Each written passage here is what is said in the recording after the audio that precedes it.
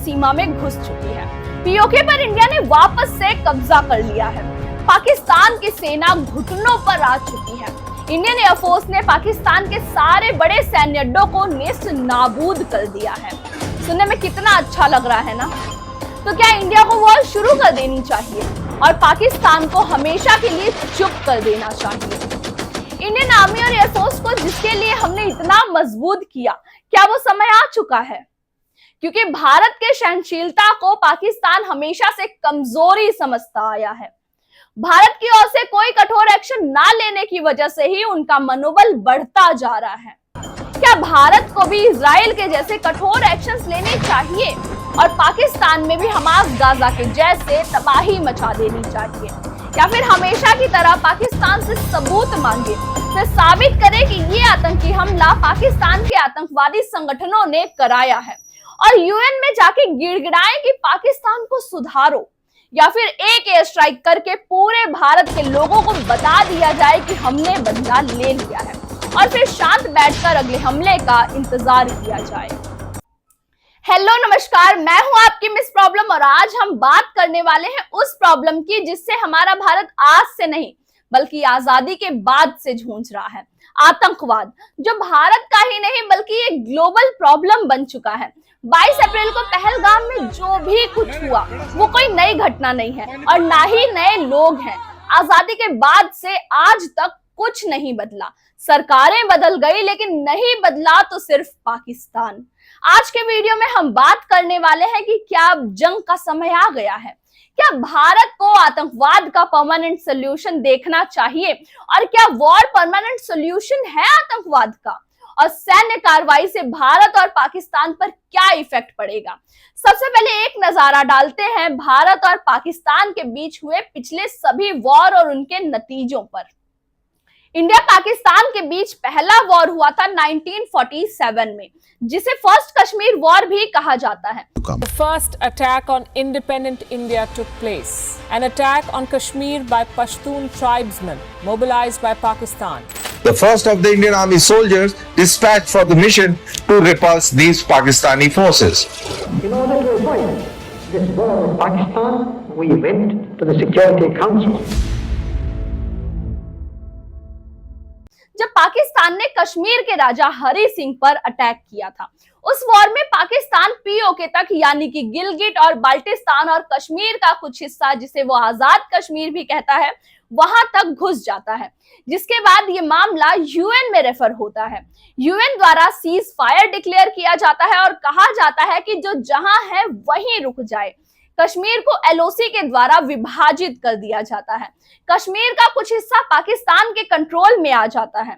इस युद्ध में 7,000 के करीब लोग मारे जाते हैं और लगभग 15,000 लोग घायल होते हैं।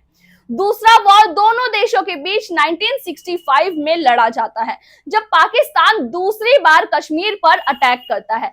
इस युद्ध में भी पाकिस्तान को भारत करारा जवाब देता है। इवन भारतीय सेना लाहौर तक घुस जाती है।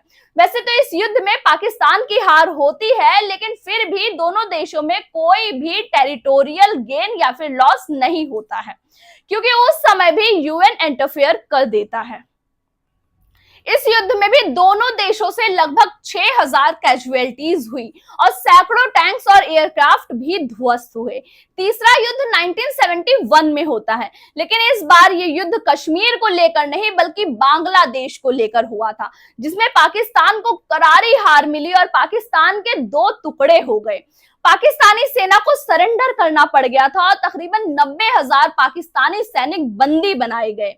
क्या आपको पता है 1971 के पहले पाकिस्तान साउथ एशिया का सबसे अमीर देश हुआ करता था, लेकिन युद्ध के बाद से पाकिस्तान की हालत पतली होती चली गई। चौथा वॉर होता है कारगिल के हाई अल्टीट्यूड टेरेन में, जहां फिर से पाकिस्तान की हार होती है। अगर इन वॉर्स के रिजल्ट पर ध्यान दिया जाए तो हर बार पाकिस्तान की हार हुई है। 4 युद्धों में जीत के बावजूद भी भारत कश्मीर का मुद्दा क्यों नहीं सुलझा पाया? क्या अभी भी वॉर शुरू हुआ तो क्या ये मुद्दा हमेशा के लिए सुलझ जाएगा? जवाब है शायद नहीं, क्योंकि ऐसा रशिया को भी लगता था जब उसने यूक्रेन पर अटैक किया। विश्व के सबसे बड़ी ताकतों में एक होने के बावजूद भी रशिया यूक्रेन से 5 सालों से जूझ रहा है। और इजराइल जिसके पास दुनिया के सबसे एडवांस टेक्निक है, वो भी हमास से अपने बंदी नागरिकों के लिए कब से लड़ रहा है। ठीक उसी तरह हमारा भारत भी पाकिस्तान से जूझता रह जाएगा, क्योंकि पाकिस्तान में तो खाने के भी लाले पड़े हैं और वॉर के बाद ऐसी सिचुएशन होगी कि एक गरीब की झोपड़ी जली और बदले में किसी का महल जला। गरीब को क्या ही फर्क पड़ेगा? फर्क पड़ेगा तो महल वाले को ना। हमारा देश आर्थिक विकास की पटरी पर तेजी से चल रहा है। इंडिया में इंफ्रास्ट्रक्चर और डेवलपमेंट तेजी से बढ़ रहे हैं। वॉर की वजह से इन पर बहुत बुरा असर पड़ सकता है। भारत आर्थिक तौर पर पीछे जा सकता है, विकास की रफ्तार भी धीमी हो सकती है और हमारी इकोनॉमी भी अस्त व्यस्त हो सकती है। War is not only fought on borders, but the whole nation have to pay for it. War is not the only solution. लेकिन भारत को एक ऐसी जंग तो लड़नी पड़ेगी जो इस आतंकवाद का अंत कर सके।